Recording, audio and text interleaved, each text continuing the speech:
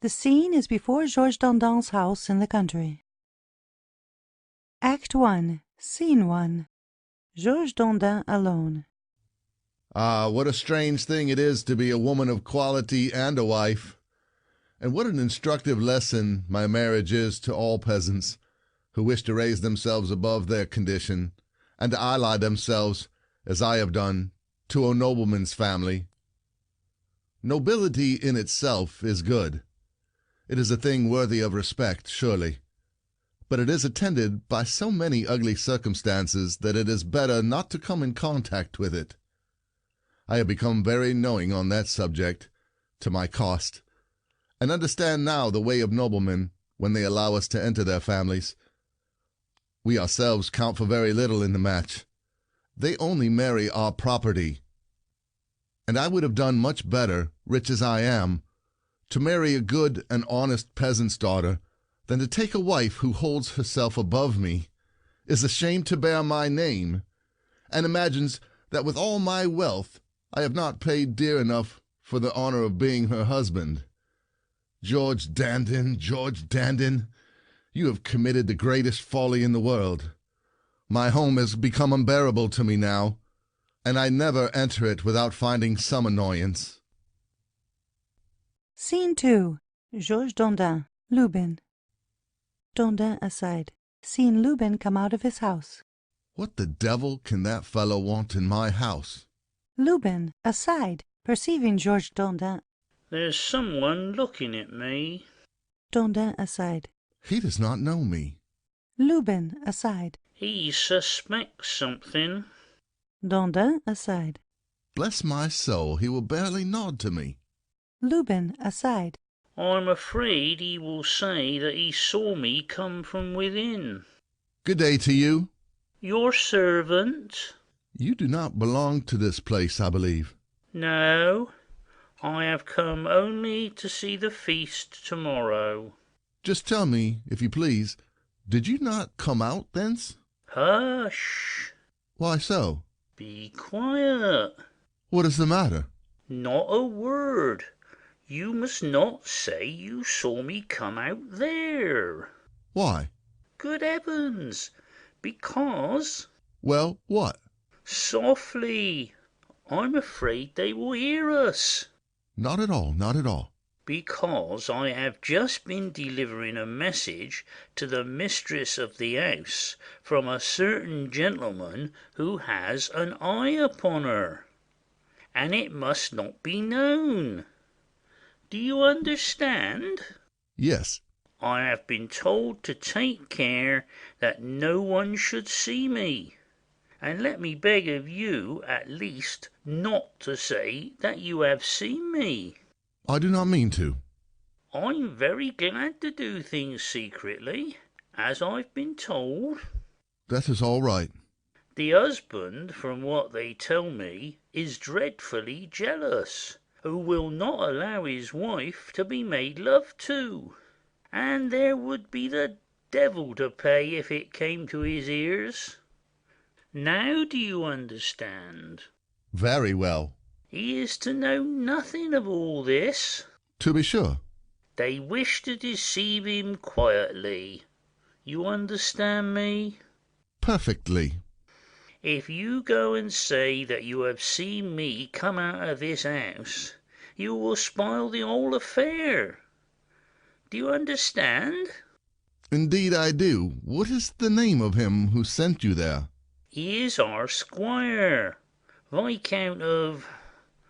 somebody. By my troth, I never remember how the deuce they managed to pronounce his name. Mr. Clitander? Is it that young courtier who lives... Yes, not far from those trees. Dandin aside. That is why this civil young spark has come to live so close to me. I smell a rat. Certainly. And his vicinity has always given me some suspicions. Gadzooks, he is the most gentlemanlike man you ever met with. He has given me 3 gold pieces only to go and tell the lady that he is in love with her and that he very much wishes the honour of being able to speak with her. It was not much trouble to be so well paid for it, compared with a day's work, for which I get only 10 sous. Well, have you delivered your message? Yes, I found inside a certain Claudine, who understood directly what I wanted, and who gave me speech with her mistress. Dandin aside. Oh, what a jade that maid is. Odds bobs, this Claudine is as pretty as can be. I have taken a fancy to her, and it will be her fault if we are not married. But what answer has the mistress made to this Mr. Courtier? She has told me to tell him... Stop. I do not know if I shall remember it all. That she is very much obliged to him for his affection towards her, and that he must be very careful not to show it on account of her husband, who is whimsical, and that he must bethink himself to invent something so that they may converse with each other. Dandin aside. Ah, baggage of a wife. Jiminy, that will be funny, for the husband will not dream of the trick. That is the best of it, and he will be taken in for all his jealousy. Is it not so? That is true. Goodbye. Keep silence, mind. Keep the secret well, so that the husband may not know of it. Yes, yes. As for myself, I shall pretend to know nothing. I am a cunning fellow, and people would not think that I have anything to do with it. Scene 3. Georges Dandin alone. Well, George Dandin, you see how your wife treats you? That is your reward for having wished to marry a lady of quality. You are completely done for. Without being able to revenge yourself, and nobility ties your hands. Equality of condition leaves the husband at any rate the freedom of resentment. And if this were a country wench, you would now have the full liberty to right yourself by giving her a good thrashing. But you wished to have a taste of nobility, and you were tired of being master in your own house. I am bursting with rage, and I would willingly box my own ears. What, to listen impudently to the declaration of some fop, and to promise him at the same time that his love would be returned? Sounds. I will not let such an opportunity slip me. I must at this very moment go and complain to her father and mother, and take them to witness all the events of the vexations and annoyance which their daughter causes me. But here they come, just at the right moment. Scene 4. Monsieur de Sotenville, Madame de Sotenville, Georges Dandin. What is the matter, son-in-law? You seem quite upset. So I have cause to be, and... Good heavens, son-in-law, how unpolite you are, not to bow to people when you approach them. Upon my word, mother-in-law, it is because I have other matters to think of, and... Again? Is it possible, son-in-law, that you know fashion so little, and is there no teaching you how to behave among people of quality? What do you mean? Will you never divest yourself with me of the familiarity of that word, mother-in-law, and can you not accustom yourself to call me Madame? Zounds, if you call me your son-in-law, it seems to me I may call you my mother-in-law. That remains to be seen, and the case is not the same. Please to understand that it is not for you to use that word with a person of my rank, that although you may be our son-in-law, there is a great difference between us, and that you ought to know your place. That is enough, my love. Let us drop that. Good heavens! Monsieur de Sotenville, you are more indulgent than any one else, and you do not know how to make people give you your due. Egad, I beg your pardon. I do not require any lessons upon that subject, and during my life I have shown by a score of energetic actions that I am not a man ever to abate a tittle of my pretensions, but a hint is quite sufficient for him. Let us know a little, son-in-law, what you have got on your mind. Since I am to speak categorically, I should tell you, Monsieur de Sotenville, that I have cause to— Gently, son-in-law. Let me tell you that it is not respectful to address people by their names, and that we must only say, sir, to those above us. Well then, only say sir, and no longer Monsieur de Sotenville. I must tell you that my wife gives me— Softly. Let me also tell you that you ought not to say my wife when you speak of our daughter. I have no patience. What? Is not my wife my wife? Yes, son-in-law, she is your wife, but you must not call her so. You could not do more if you had married one of your equals. Dandin aside. Ah, George Dandin, what a hole you've gotten to. Aloud. For gracious sake, put your gentility aside for a moment and allow me to speak to you as best I can. Aside. A plague upon all this nonsensical tyranny. To Monsieur de Sotenville. I tell you that I am very much dissatisfied with my marriage. And the reason, son-in-law?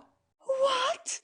To speak thus of an affair from which you have derived such great advantages? And what advantages, madam, since madam it is to be?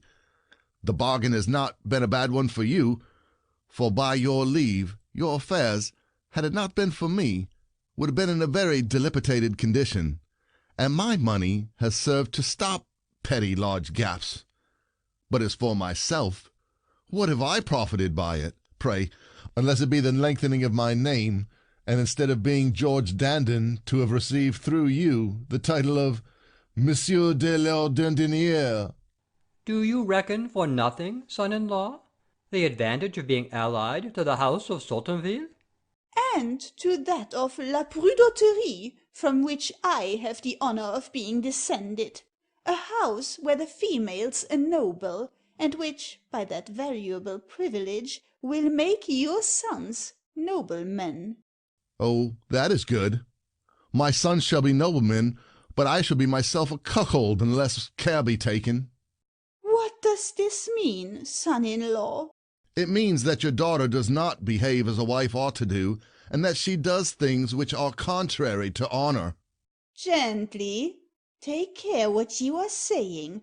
My daughter belongs to a race too full of honor ever to do aught that might offend honesty.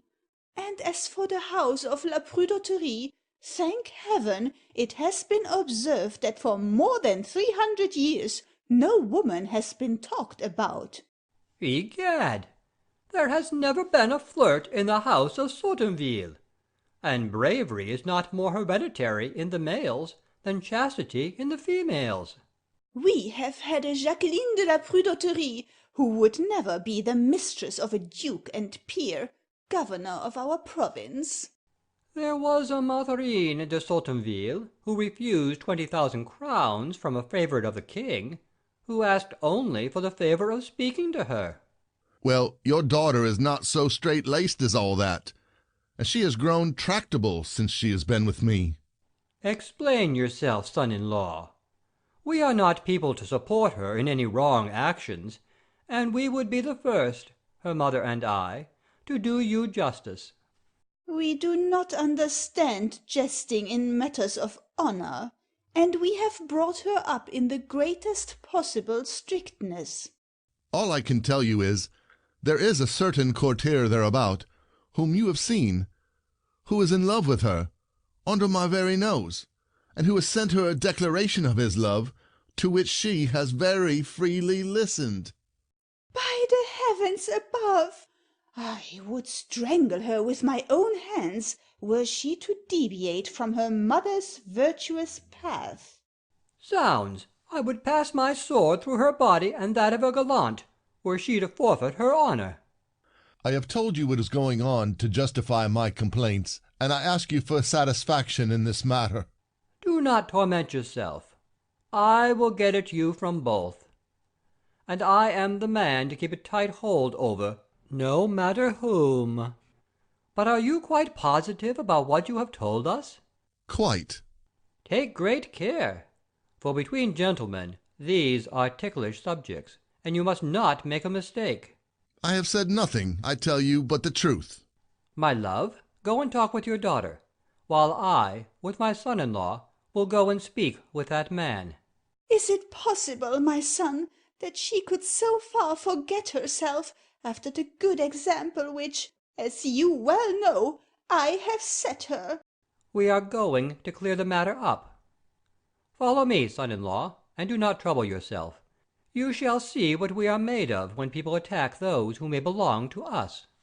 There he is, coming toward us. Scene 5. Monsieur de Sotenville, Cletendre, Georges Dandin. Do you know me, sir? Not that I am aware of, sir. My name is the Baron de Sotenville. I am very happy to hear it. My name is well known at court, and in my youth I had the honor of being one of the first to distinguish myself in the Areopagne at Nancy. So much the better. My father, Jean-Gilles de Sotenville, had the honor of assisting in person at the great siege of Montauban. I am delighted to hear it. And one of my ancestors, Bertrand de Sotenville, enjoyed so much consideration in his time that he was permitted to dispose of all his property to cross the seas. I can easily believe it. It has been reported to me, sir, that you are in love with and run after a young person who is my daughter, in whom I am interested, Pointing to Georges Dandin. as well as in this man whom you see, who has the honor of being my son-in-law. Who? I? Yes, and I am glad of the opportunity of speaking to you, in order to have this affair explained, if you please. What strange slander is this? Who has told you that, sir? Somebody who believes himself well informed. This somebody has told a lie. I am a gentleman. Do you think me capable, sir, of such a base act? What? I love a young and handsome person who has the honour of being the daughter of the Baron de Sotenville? I respect you too much for that, and am too much your humble servant. Whoever has told you this is a fool. Now, son-in-law? What? He is a rogue and villain. Monsieur de Sotenville to Georges Dandin. Answer him. Answer him yourself. If I knew who it could be, I would in your presence run my sword through his body. Monsieur de Sotenville to Georges Dandin. Support your assertion. It is fully supported. It is true. Is it your son-in-law, sir, who— Yes, it is he himself who complains to me about it. Certainly he may thank his stars for belonging to you, and without that I would pretty well teach him to talk in such a manner about a person like me. Scene 6. Monsieur and Madame de Sotenville, Angélique, Cletendre, Georges Dandin, Claudine. With regard to that, jealousy is a strange thing. I have brought my daughter here to clear the matter up in the presence of everyone. Cletendre to Angélique. It is you, then, madam, who have told your husband that I am in love with you. I? And how could I have told him? Is it so, then? I should really like to see you in love with me. Just attempt it, pray. You will find out with whom you have to deal. I advise you to try the thing. Have recourse, by way of experiment, to all the lovers' stratagems. Just attempt to send me, for the fun of it, some messages, to write me some small love letters, secretly, to watch the moments of my husband's absence, or when I am going out, to tell me of your love. You have only to set about it. I promise you, you shall be received as you ought. Gently, gently, madam. There is no need to read me such a lesson, or to be so scandalized. Who told you that I thought of loving you? How do I know? Who told me just now these stories? They may say what they like. but you know best whether I ever spoke of love to you when we met. You should have only done so. You would have been welcome.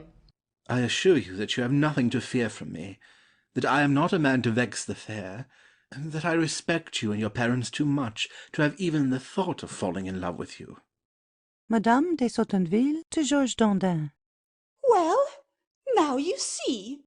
Are you satisfied, son-in-law? What do you say to that?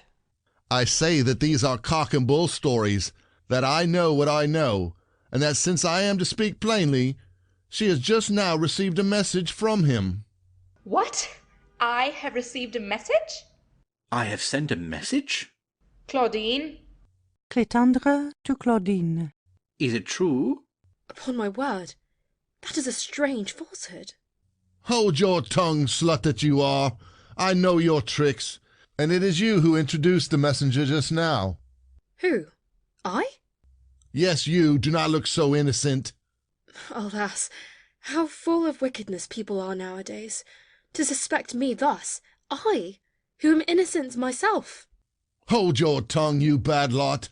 You pretend to be a saint, but I have known you for a long time, and you are a sly jade. Claudine to Angelique. Madam, have I... Hold your tongue, I tell you. You may bear the brunt for all the others, and your father is not a nobleman. It is a falsehood so gross, and which affects me so much, that I have not even the strength to answer it. It is very horrible to be accused by a husband, when one has done nothing wrong to him. Alas, if I am to blame at all, it is for treating him too well. Indeed you have. My great misfortune is that I consider him too much, and would to heaven that I could tolerate, as he says, the attentions of someone else. I should not be so much to be pitied. Goodbye. I withdraw, and I cannot longer bear to be thus insulted. Scene 7. Monsieur and Madame de Sotenville, Clétendre, Georges Dandin, Claudine. Madame de Sotenville to Georges Dandin. Go. You do not deserve the virtuous wife you have got. Upon my word, he deserves that she should make his words come true. And if I were in her place, I would not hesitate about it. To Clétendre. Yes, sir, you ought to make love to my mistress, to punish him. Insist, it is I who tell you. It will be worth your while, and I offer to assist you, since he has already taxed me with it. Exit Claudine.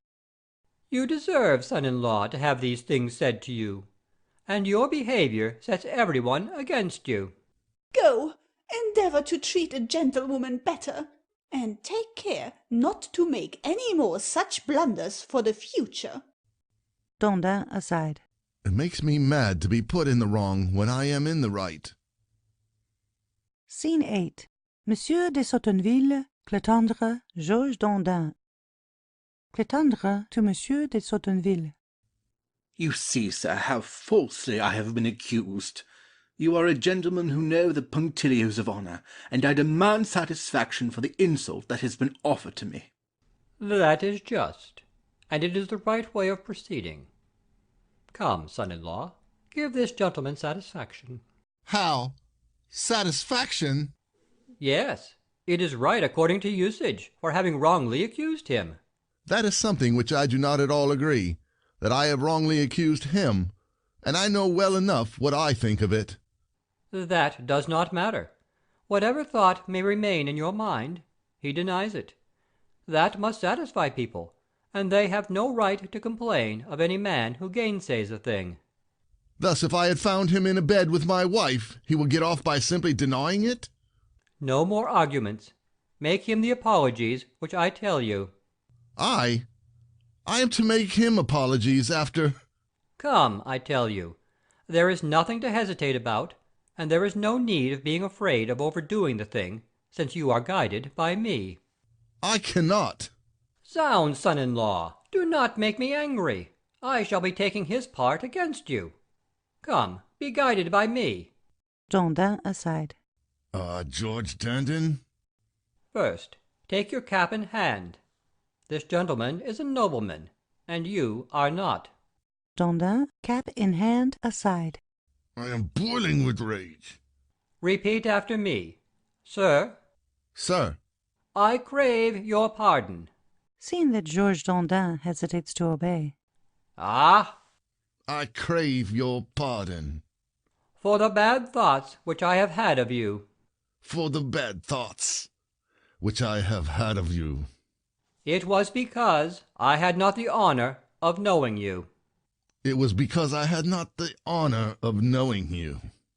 And I beg you to believe. And I beg you to believe. That I am your servant. You would have me be the servant of a man who wants to make me a cuckold. Monsieur de Sotenville threatening him again. Ah! It is sufficient, sir. No, I will have him finish it, and that everything should be done in due form. That I am your servant. That I am your servant. Clitandre to Georges Dandin. Sir, I am yours with all my heart, and shall think no more of what has happened. To Monsieur de Sotenville. As for you, sir, I wish you good day, and am sorry that you have had some annoyance. I kiss your hand, and whenever you like shall give you some sport in coursing. You do me too much honor. Exit Clitandre. That is how things ought to be managed, son-in-law. Farewell. Remember that you have entered a family that will support you, and not suffer you to be affronted. Scene 9. Georges Dandin alone. Ah, that I... You would have it so, you would have it so, George Dandin, you would have it so. This suits you very nicely, and you are served right. You have precisely what you deserve. Come, everything depends only on undeceiving the father and mother, and perhaps I might find some means of succeeding. Act 2, Scene 1. Claudine, Lubin. Yes, I guessed well enough that it must have come from you, and that you told it to someone who related it to master. Upon my word, I mentioned only a word of it, as I was passing by, to a man, that he might not say that he had seen me come out. People must be great chatterboxes in these parts. Really, the Viscount has well chosen his man in taking you for his messenger, and he has employed a fellow who is very lucky. Never mind. I shall be more artful next time, and take greater care. Yes, yes, it will be high time. Let us speak no more of this. Listen. What am I to listen to? Turn your face a little toward me. Well, what is it? Claudine. Well? Lack a day. Do you not know what I mean? No. He fakes. I love you. Really? Yes, the devil take me. You may believe me as I have sworn it. So much the better. I feel my heart going pit-a-pat when I look at you. I'm very glad of it. What do you do to be so pretty? I do like others. Look ye here. A nod's as good as a wink to a blind horse. If you like, you shall be my wife, I shall be your husband, and we shall be man and wife together. Perhaps you will be jealous, like master. Not at all. As for me, I hate your suspicious husbands, and I want one who is frightened at nothing, one so full of confidence and so sure of my chastity that he could see me in the midst of 30 men without being uneasy. Very well, I shall be all that. It is the silliest thing in the world to mistrust a wife and to torment her. The truth of the matter is that one gains nothing by it. It only makes us think of harm, and most frequently, husbands make themselves what they are by their hubbub. Well, I shall leave you free to do whatever you like. That is what you should do, in order not to be deceived. When a husband relies on our discretion, we take no more liberty than what is right. It is just with them as with those who open their purses to us, saying, "Take." We use them discreetly, and content ourselves with what is right. But those who cavil with us, we try to fleece them, and do not spare them. Be easy. I shall be like those who open their purse, and you have only to marry me. Very well. We shall see.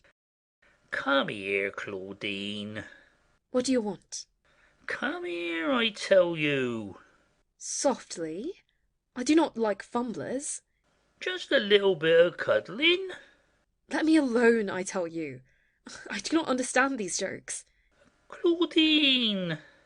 Claudine, repulsing Lubin. Have done. Ah, how cross you are with folk. Fie, how disagreeable to refuse people. Are you not ashamed to be so pretty and not wishing to be caressed? There. I shall slap your face. Oh, how fierce, how savage she is. Fie, out upon you, you cruel minx. You are too fast. What harm would it do to let me have my way a little? You must have patience. Only a little kiss on account. I am your humble servant. Come, Claudine, you can deduct it afterwards. Not if I know it. I have been taken in before. Goodbye. Go, and tell the Viscount that I shall take care to deliver his note. Goodbye, you cruel fair. That is affectionate. Goodbye, you rock, you flint, you stone block, you everything that is hard in the world. Claudine alone. I must deliver this to my mistress. But here she comes with her husband. Let us get out of the way, and wait until she is alone. Scene 2. Georges Dandin, Angélique. No, no, I am not so easily deceived, and I am but too certain that what I have been told is true. I have better eyes than people fancy, and your talk just now has not dazzled me. Scene 3. Clétendre, Angélique, Georges Dandin. Clétendre, aside at the far end of the stage. Ah, here she is. But her husband is with her. Dandin, without seeing Clétendre. Underneath all your grimaces I have perceived the truth of what I have been told, and the little respect which you have for the tie that binds us. Clétendre and Angélique bow to each other. Good heavens, leave your bowing and scraping. It is not that kind of respect which I am talking, and you need not play the fool with me. I play the fool? Not at all. I know your thoughts, and understand. Clétendre and Angélique bow again. Again, come, let us cease joking. I am well aware that you think me much beneath you on account of your birth, and the respect of which I speak does not concern myself. I mean that of which you owe to such sacred ties as those of wedlock. Angélique makes a sign to Clétendre. You need not shrug your shoulders. I am not talking nonsense. Who dreams of shrugging her shoulders? Good heavens, I am not blind. I tell you once more that marriage is a bond in which we owe every respect, and that it ill becomes you to behave as you do. Angélique nods to Clétendre. Yes, yes, it is very bad of you, and you need not nod your head and make faces at me. I do not know what you mean. I know it well enough, and I know your contempt for me too. If I was not born a nobleman, I belong at least to a race in which there is no stain, and the family of the Dandins. Clétendre, behind Angélique, without being seen by Georges Dandin. One moment's conversation. Dandin, without seeing Clétendre. He. What? I did not say a word. Georges Dandin turns round his wife, and Clétendre retires, making him a profound bow. Scene 4. Georges Dandin, Angélique. There he is, prowling about you. Well, is it my fault? What do you wish me to do? I wish you to do what a wife who only wishes to please her husband should do. Whatever people may say, gallants never trouble a woman unless she wishes it. there are certain sweet looks which attract them as honey does flies, and virtuous women have a manner that drives them away immediately. I drive them away? And for what reason? I am not scandalized at being thought handsome, and it affords me pleasure. Just so. But what part would you have the husband act during this gallant performance? The part of a sensible man who is glad to see his wife admired. Much obliged. That does not suit me, and the Dandins are not accustomed to that fashion. Then the Dandins will be good enough to accustom themselves to it. For, as to me, I declare that I do not intend to renounce the world and to bury myself alive with a husband. What? Because a man thinks fit to marry us, everything must be at an end immediately, and we must break off all intercourse with every living being. This tyranny of husbands is a marvellous thing, and I think it very kind of them to wish that we should be dead to all amusements, and that we should live for them only. I laugh at that, and do not wish to die so young.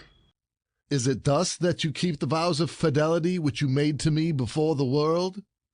I did not make them willingly, and you forced them from me. Did you, before marriage, ask me my consent in whether I cared for you? You consulted only my father and mother. In reality, they have married you, and therefore you will do well always to complain to them about the wrongs which you may suffer.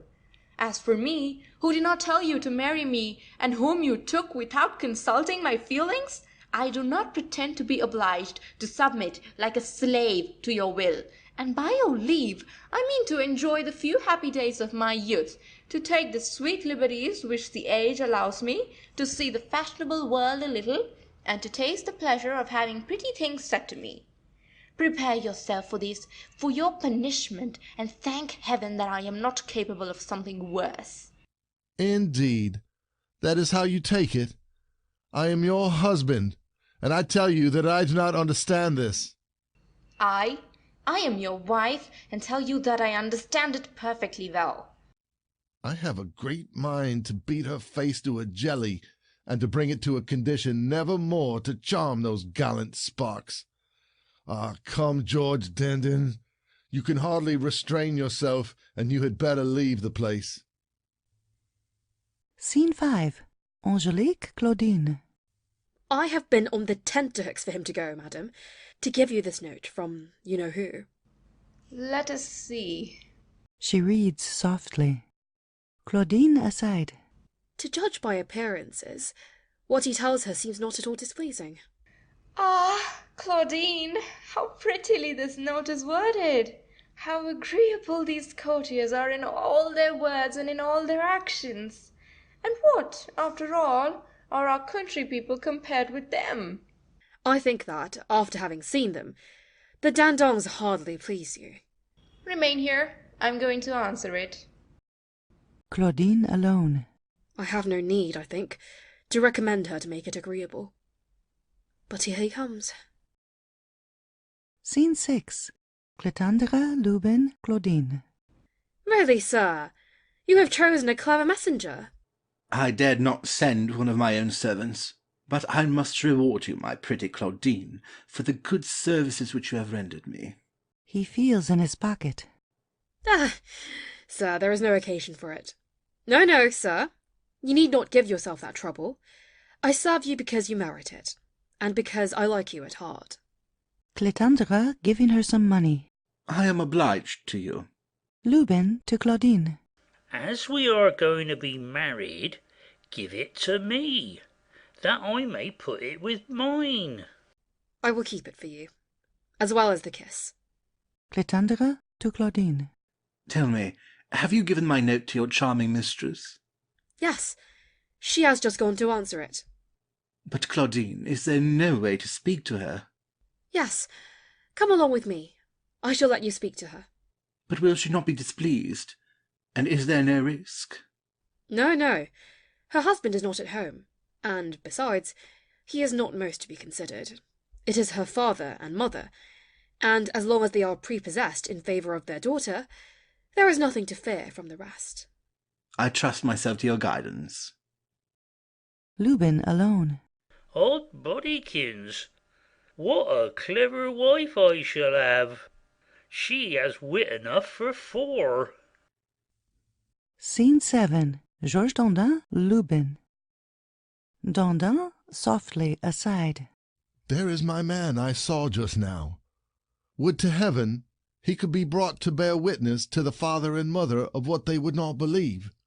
Ah, there you are, Mr. Tittle-Tattle, whom I recommended so much not to talk, and who promised so much that he would not. You are a chatterbox, then, and you go and tell again what other people say to you in secret. I? Yes, you have repeated everything to the husband, and you are the cause of his having made a row. I am glad to know what a tongue you've got, and it will teach me not to tell you anything more. Listen, friend. If you had not blabbed, I would have told you what is going on just now.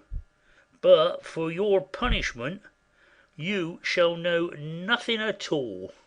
How? What's going on? Nothing, nothing. See what you get by chattering. You will not get another taste, so you can smack your lips at it. Stop a little. Not at all. I wish to say only a word to you. Nay, nay, you wish to pump me? No, it is not that. I am not such a fool as I look. I see what you're driving at. It is something else. Listen. Nothing of the sort.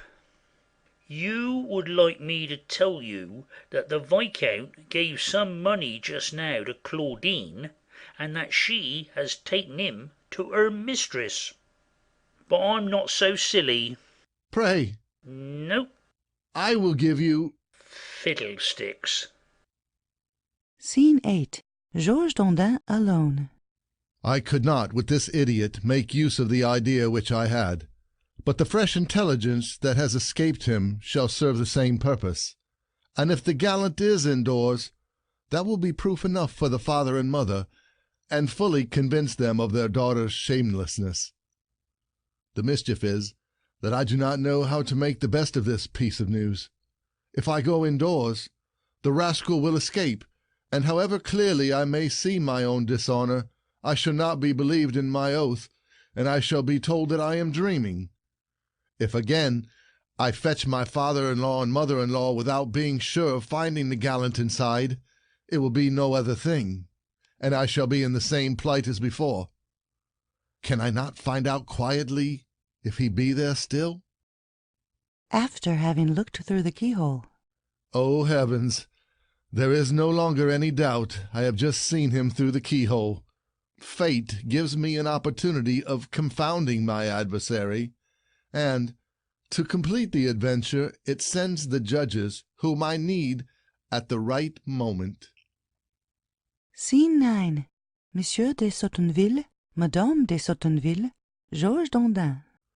Just now you would not believe me, and your daughter got the better of me, but at present I have proofs at hand of how she serves me, and thank heaven my dishonour is so plain now that you cannot doubt it any longer. How now, son-in-law? You are still harping upon this? Yes, I am, and I have never had greater cause to do so. You are going once more to cram your nonsense into our heads? Yes, madam, and they do worse to mine. Are you not weary of making yourself such a nuisance? No, but I am very weary of being made a dupe of. Will you never get rid of your preposterous fancies? No, madam, but I would like to get rid of a wife who dishonours me. Good heavens! Son-in-law, be careful how you speak. Zounds! Try to find some less offensive terms. The merchant who loses cannot laugh. Remember that you have married a lady of noble birth. I remember it well enough, and I shall remember it only too much.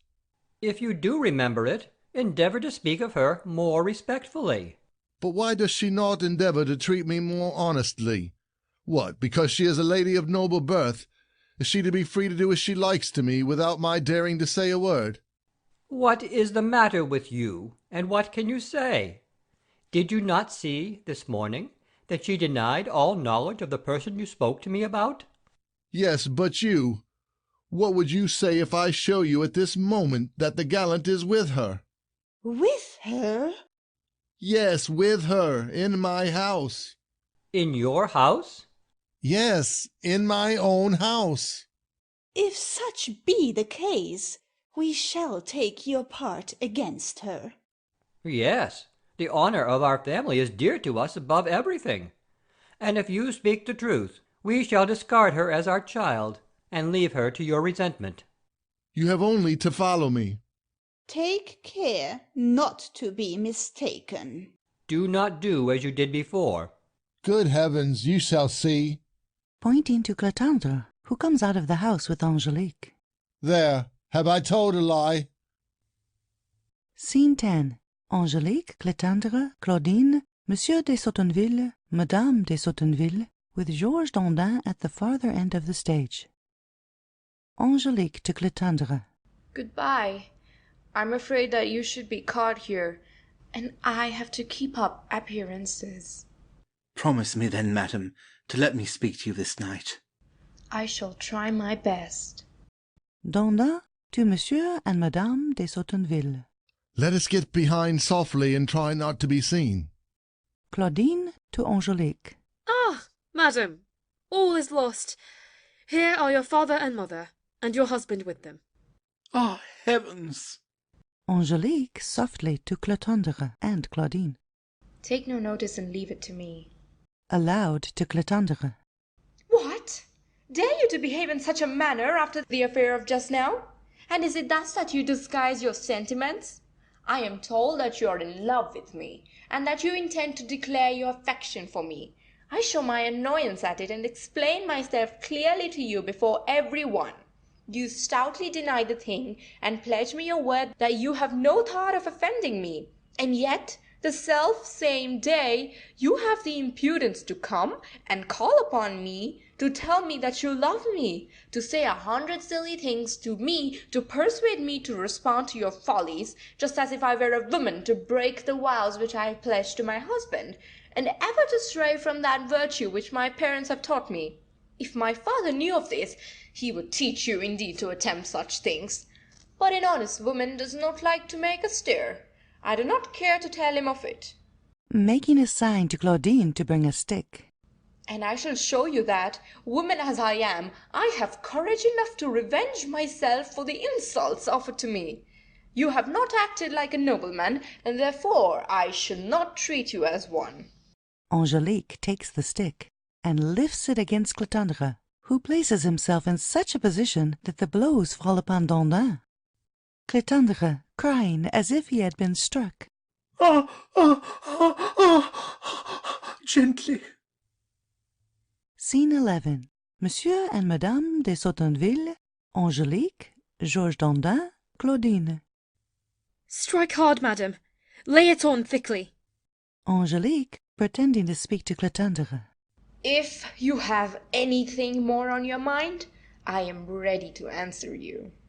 That will teach you whom you have got to deal with. Angelique, pretending to be surprised. Ah, father, you here? Yes, daughter, and I am glad to see that in your discretion and courage you show yourself a worthy offspring of the house of Sotenville. Come here, let me embrace you. Embrace me also, daughter. There, I weep for joy and recognize my blood in what you have just now done. Son-in-law, how delighted you ought to be, and how satisfied you should be with this incident. You have just cause to be alarmed, but your suspicions are allayed in the most fortunate manner. Without doubt, son-in-law, and you ought now to be the most satisfied of husbands. Assuredly. This is what I call a woman. You ought to be only too happy, and kiss the ground she walks on. Dandin aside. Ah, you wretch! What is the matter, son-in-law? Why do you not thank your wife a little for the affection which you see she shows for you? No, no, father, there is no need for that. There is no necessity to thank me for what he has just witnessed. Whatever I have done is only out of self-respect. Where are you going, daughter? I am going away, father, not to be obliged to receive his compliments. Claudine to Georges Dandin. She is right to be angry. She is a woman who deserves to be worshipped, and you do not treat her as you ought. Dandin aside. Wicked wretch! Scene 12. Monsieur and Madame de Sotenville, Georges Dandin. She is rather angry at what happened just now, and it will pass away if you caress her a little. Farewell, son-in-law. You see you have no occasion to be any longer uneasy. Go and make it up together, and try to appease her by apologizing for your anger. You ought to consider that she is a girl strictly brought up, and who is not accustomed to see herself suspected of any bad action. Farewell. I am delighted to see your quarrels ended, and the great joy which her conduct must afford you.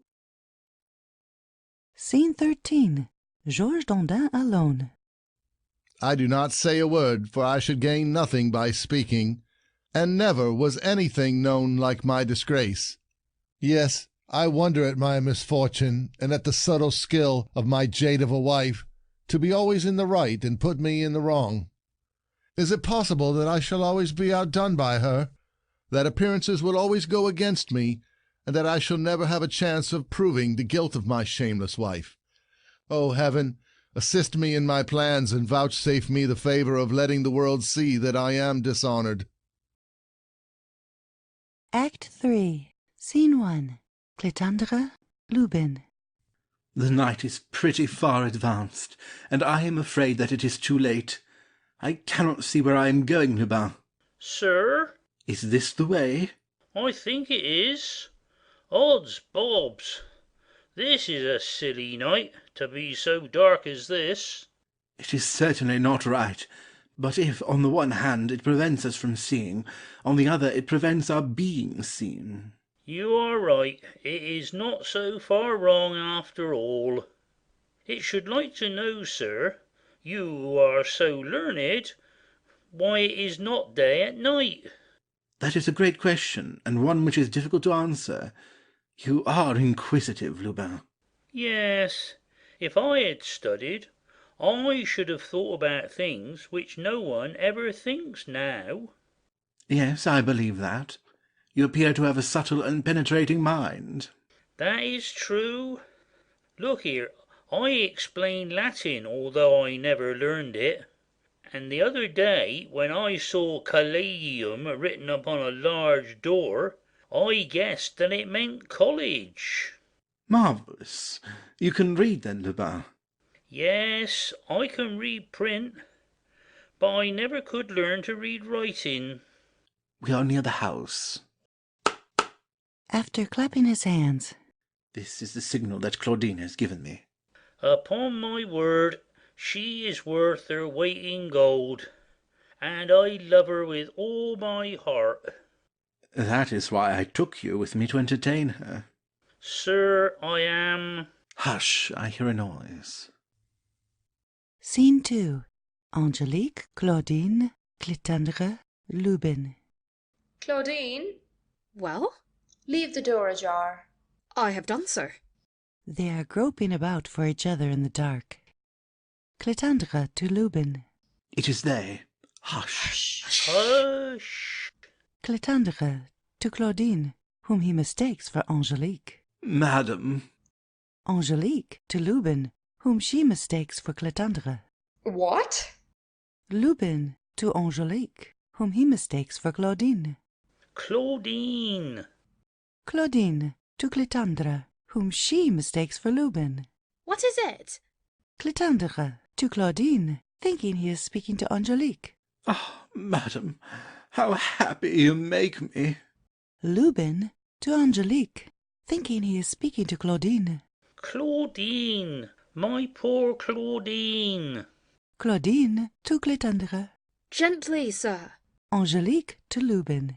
Softly, Lubin. Is it you, Claudine? Yes. Is it you, ma'am? Yes. Claudine to Clitandre. You have taken the one for the other. Lubin to Angelique. Upon my word, at night one cannot see a bit. Is it not you, Clitand? Yes, madam. My husband is snoring nicely, and I have taken the opportunity for our conversing together. Let us look for a seat somewhere. That is a good idea. Angelique, Claudine, and Clitandre sit down at the farther end of the stage, upon a piece of turf at the foot of a tree. Lubin, seeking for Claudine. Claudine, whereabouts are you? Scene 3. Angelique, Clitandre, Claudine, seated at the farther end of the stage. Georges Dandin, partly dressed. Lubin. Dandin aside. I heard my wife go downstairs, and I have quickly dressed myself to go down after her. Where can she have gone to? Has she left the house? Lubin, seeking for Claudine, and catching hold of Dandin for her. But where are you, Claudine? Ah, here you are. Upon my word, your master is nicely caught, and I think it as funny as the cudgel blows just now, of which I was told. Your mistress says he was snoring at this moment like a pig, and he does not know that the Viscount and she are together while he sleeps. I should like to know what sort of a dream he's having now. It's quite laughable. Why does he get it into his head to be jealous of his wife and to wish to keep her all to himself? It's like his impudence, and the Viscount does him too much honour. You're not saying a word, Claudine. Come, let us follow them, and give me your little hand that I may kiss it. Ah, how sweet it is. It's like eating jam. To Georges Dandin, whom he still takes for Claudine, and who rudely repulses him. The deuce, how you go it? Your little hand is mighty hard. Who is there? No one. He runs away and leaves me convinced of a fresh deception of my wretch. Come, I must send for her mother and father without delay, so that this adventure may get me separated from her. Hello, Colin, Colin. Scene 4. Angelique, Clitandre, Claudine, Lubin, still seated at the farther end of the stage. Georges Dandin, Colin. Colin, at the window. Sir, Quick, come down. Colin, leaping out of the window. here I am. I could not come more quickly. Are you there? Aye, sir. Whilst Dandin looks for Colin on the side where he has heard his voice, Colin crosses to the other and falls asleep. Dandin, turning to the side where he believes Colin to be. Softly. Speak low. Listen. Run to my father-in-law and mother-in-law and say that I beseech them very urgently to come down here immediately. Do you hear? Come, Colin. Colin. Colin, on the other side, waking up. Sir? Where the devil are you? Here. Plague take the booby who is moving away from me. While Dandin returns to the side where he thinks that Colin has remained, Colin, half asleep, crosses over to the other and falls asleep again. I say that you are to go directly to my father-in-law and mother-in-law and tell them that I implore them to come here immediately. Do you understand me? Answer. Colin. Colin. Colin, on the other side, waking up. Sir. The scoundrel will drive me mad. Come here, I say. They run against each other and fall down. Ah, wretch! He has maimed me. Where are you? Come here that I may thrash the life out of you. I believe he is running away from me. Of course I am. Will you come here? Not likely. Come here, I tell you. Not a bit. You wish to thrash me. Well, I will not thrash you. For certain? Yes. Come close. To Colin, whom he holds by the arm. Good. It is lucky that I need you. Go quickly and ask my father-in-law and mother-in-law in my name to come down here as soon as possible and tell them that it is a matter of the utmost consequence. And should they hesitate on account of the time, do not fail to insist upon it, and to give them to understand that it is most important that they should come, no matter how they are dressed. You understand me thoroughly now? Yes, sir. Get along, then, and come back quickly. Thinking himself alone. And I will go indoors and wait till... But I hear someone. Can it be my wife? I must listen and take advantage of this darkness. He places himself at his door. Scene 5. Angélique, Clétendre, Claudine, Lubin, Georges Dandin. Angélique to Clétendre.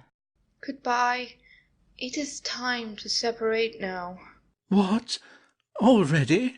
We have conversed enough. Ah, madam, can I have enough of your conversation and find in so short a time all the words I need? It would take whole days to explain to you clearly all that I feel, and I have not told you yet the smallest part of what I have to say to you. We shall hear some more at another time. Alas, how you pierce my heart when you talk of withdrawing, and with what amount of grief you leave me now. We shall find means of seeing each other again. Yes, but I cannot help remembering that, when you leave me, you go back to a husband. Oh, this thought kills me, and a husband's privileges are cruel things to a fond lover. Are you weak enough to have such anxiety? And do you think it possible to love a certain sort of husbands? We marry them because we cannot help ourselves, and because we depend upon our parents who look only to riches. But we know how to be even with them, and we take good care not to value them above their deserts. Dandin aside. These are our strumpets of wives. Alas, it must be admitted that the one they have given you little deserved the honour which he received, and that the union of a woman like you with a man like him is somewhat strange. Dandin aside. Poor husbands. That is how they treat you. You deserve, no doubt, a quite different lot. Heaven did not create you to be a peasant's wife. Would to heaven she were yours, you would tell a different tale. Let us go in. It is enough. He goes in and locks the door inside. Scene 6. Angélique, Clétendre, Claudine, Lubin. Madam, if you have any harm to say of your husband, you had better make haste, for it is getting late. Ah, Claudine, how cruel you are. Angélique to Clétendre. She's right. We must separate. Ah, since you wish it, I must submit to it. But I pray you to pity me, at least, for the wretched moments that I am to pass. Farewell. Where are you, Claudine, that I may bid you good night? Do not trouble. I accept it at a distance, and send you back the same. Scene 7. Angélique, Claudine. Let us go in without making a noise. The door is shut. I have the master key. Then open it softly. It is bolted inside, and I do not know what we shall do. Call the boy who sleeps there. Colin! Colin! Colin! Scene 8. Georges Dandin, Angélique, Claudine. Dandin at the window. Colin, Colin! I've caught you at it this time, Mistress Dandin, and you make little escapades while I am asleep. I'm very glad of it, and to see you abroad at this hour. Well, what great harm is there in taking the fresh air at night? Yes, yes, this is the right time to take the fresh air. It is rather the warm air, Mistress Jade. And we know all about the appointment between you and your Spock. We heard the whole of your gallant conversation and the beautiful verses in my praise which you sang to each other. But my consolation is that I'm going to be avenged, and that your father and mother will be convinced now of the justice of my complaints, and of your disorderly conduct. I have sent for them, and they will be here in a moment. Oh, heavens! Madam! That is a blow, doubtless, which you did not expect, and it is now my turn to win. And I have the wherewithal to put down your pride, and spoil your stratagems. Up till now you have laughed at my accusations, thrown dust in your parents' eyes, and patched up your misdeeds. I might see and say what I would. Your cunning always got the better of my righteous cause, and you have always found some way to appear in the right. But this time, thank heaven, matters will be cleared up, and your shamelessness will be quite confounded. Pray, let me in. No, no. You must wait the arrival of those I have sent for. I wish them to find you out of doors at this nice time of night. While you are waiting for them, you had better contrive, if you like, some new scheme to get out of this scrape. To invent some way to palliate your escapade. To find some pretty trick to hoodwink the world and to appear innocent. Some specious pretext of a nocturnal pilgrimage, or of some female friend of yours in labor whom you have just assisted. No, I have no intention of disguising anything from you. I do not pretend to defend myself nor to deny things, since you know them. That is because you find no loophole left to you, and that in this affair you cannot invent an excuse of which it would be not easy for me to show the falsehood. Yes, I confess that I am in the wrong and that you have reason to complain. But I beg of you, I beseech you, not now to expose me to the anger of my parents, and let me in quickly. I would see you far enough first. There is a dear good husband. I implore you, do. A dear good husband, am I? I am your dear good husband now, because you are caught. I'm very glad of it, but you never took it into your head to say these sweet things before. There, I promise never again to give you any cause for displeasure and to— All that does not signify.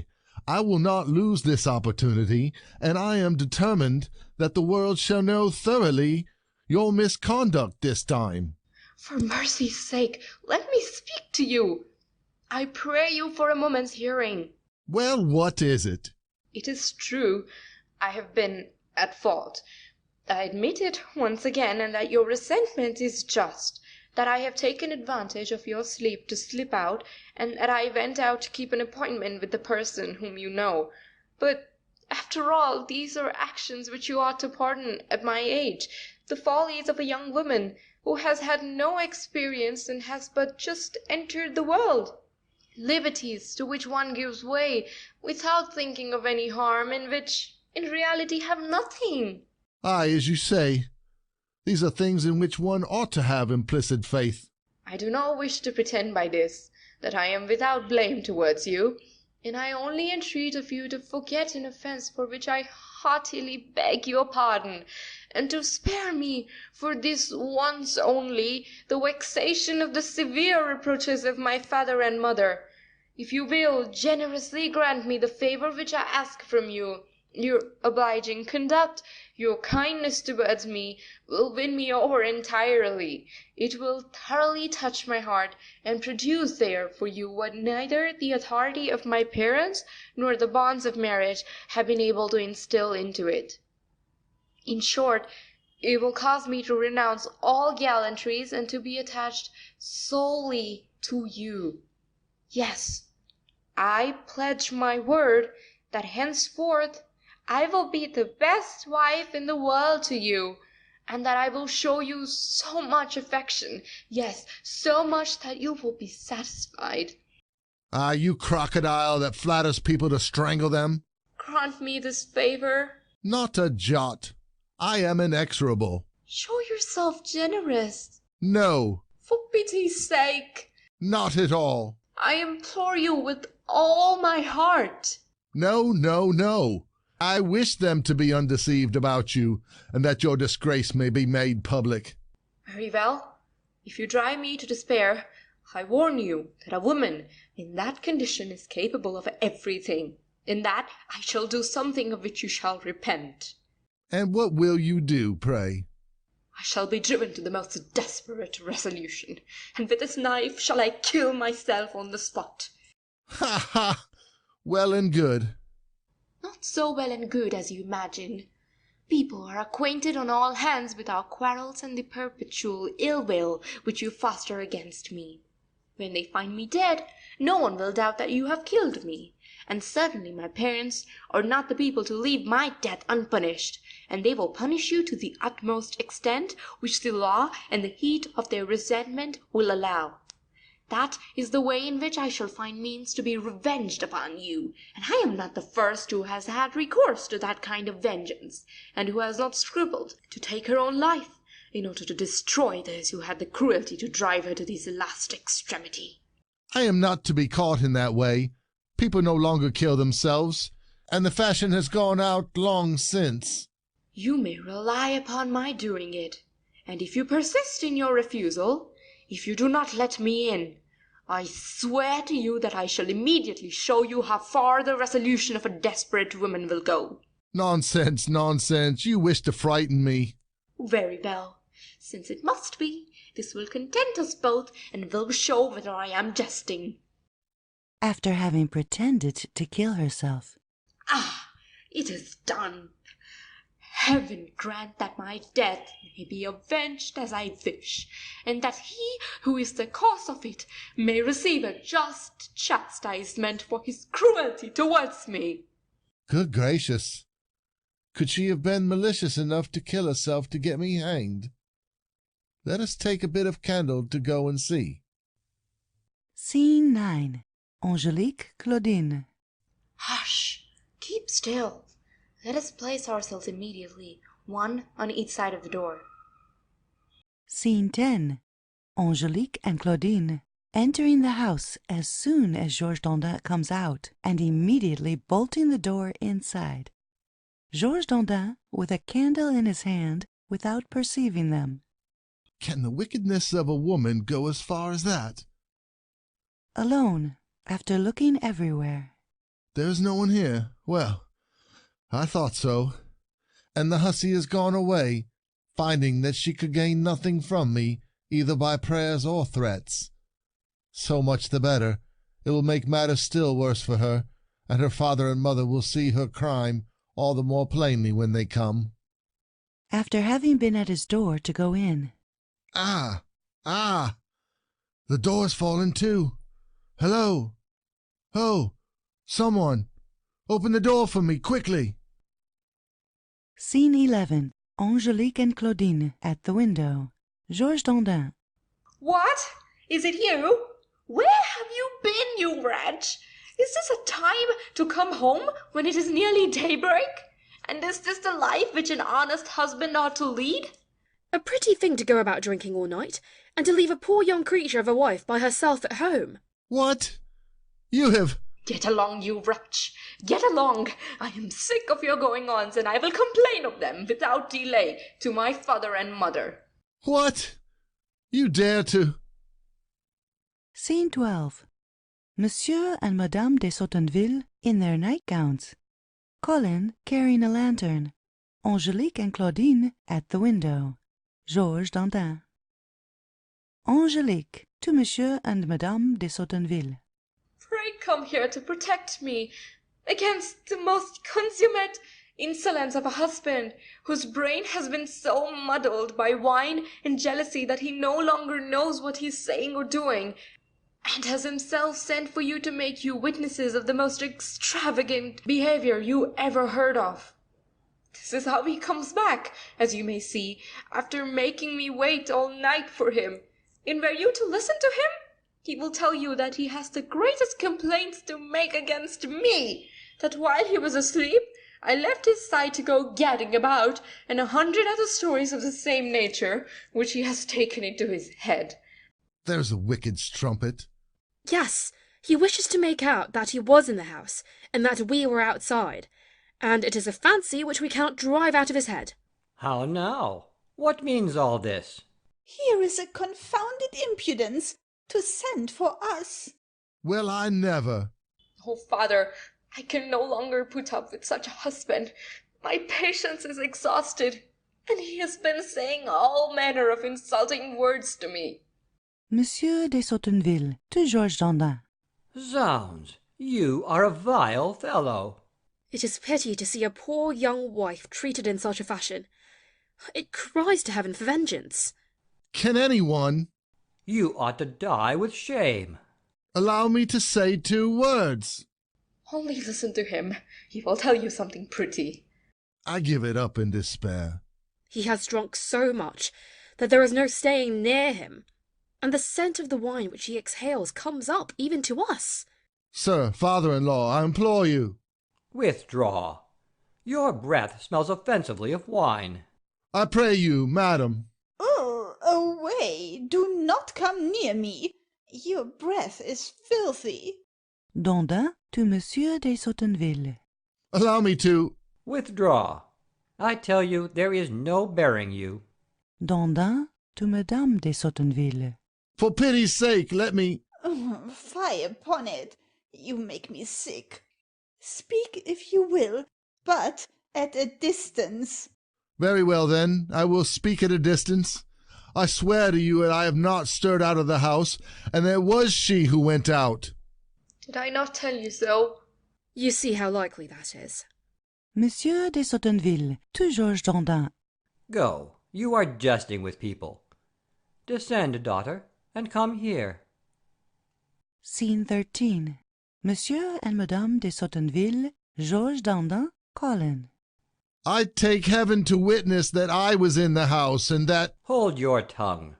This extravagance is unbearable. May a thunderbolt strike me on the spot if... Do not pester my head any longer, but rather think of asking your wife's pardon. I? Ask pardon? Yes, pardon, and immediately. What? Zounds! If you answer me, I shall teach you what it is to make fools of us. Ah, George Dandin. Scene 14. Monsieur and Madame de Sotenville, Angélique, Claudine, Georges Dandin, Colin. Come hither, daughter, that your husband may ask your pardon. I? Pardon him? All that he has said to me?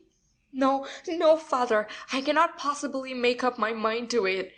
And I beg of you to separate me from a husband with whom I can no longer live. How can she bear it? Such separations, daughter, are not brought about without a great deal of scandal, and you should show yourself wiser than he, and be patient once more. How can I be patient after such indignities? No, father, I cannot consent to it. You must, daughter. I command you. This word stops my mouth. You have absolute authority over me. What gentleness! It is vexatious to have to overlook such insults, but whatever violence I may do to my feelings, it is my duty to obey you. Poor lamb! Monsieur de Sotenville to Angélique. Draw near. Whatever you make me do will be of no use. We shall have to recommence tomorrow, you will see. We shall put a stop to it. To Georges Dandin. Come, go down on your knees. On my knees? Yes, on your knees, and without delay. Dandin kneeling with a candle in his hands. Aside. Oh, heavens. To Monsieur de Sotenville. What am I to say? Madam, I beg of you to pardon me. Madam, I beg of you to pardon me. The folly I have committed. The folly I have committed. Aside. Of marrying you. And I promise you to behave better for the future. And I promise you to behave better for the future. Monsieur de Sotenville to Georges Dandin. Take care, and remember that this is the last of your impertinences that we shall endure. By the heavens above us, If you try them again, you shall be taught the respect due to your wife, and to those from whom she is descended. The day is breaking. Farewell. To Georges Dandin. Go in, and learn to behave better. To Madame de Sotenville. And we, love, let us go to bed. Scene 15. Georges Dandin alone. I give it up altogether, and I can see no help for it. When one is married, as I have done, a wicked wife, the best step which one can take is to go and throw oneself into the water, head foremost.